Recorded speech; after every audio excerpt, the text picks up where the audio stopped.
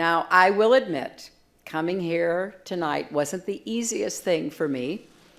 There have been a few times this past week when all I wanted to do was just to curl up with a good book or our dogs and never leave the house again.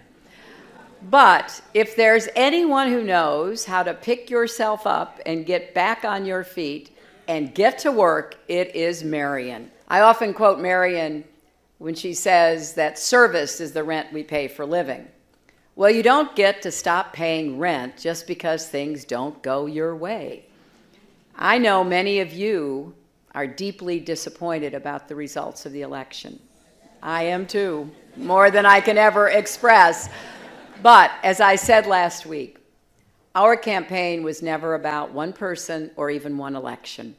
It was about the country we love and about building an America that is hopeful, inclusive, and big-hearted.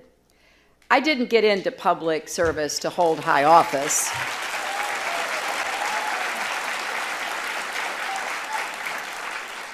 45 years ago, that would have seemed an absolute, incredibly wrong-headed view. But I did decide to be an activist, to use my law degree to help kids. I know that over the past week, a lot of people have asked themselves whether America is the country we thought it was.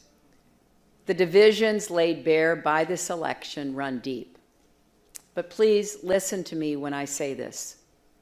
America is worth it. Our children are worth it. Believe in our country, fight for our values, and never, ever give up. And I dream of going up to her and sitting next to her and taking her in my arms and saying, look at me and listen. You will survive. You will have a family of your own, 3 children. And as hard as it might be to imagine, your daughter will grow up to be a United States Senator, represent our country as Secretary of State, and win more than 62 million votes for President of the United States.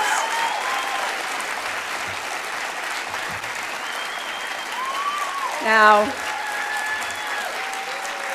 I can't, and you can't go back in time and hug all those children that preceded us, but we can do that now.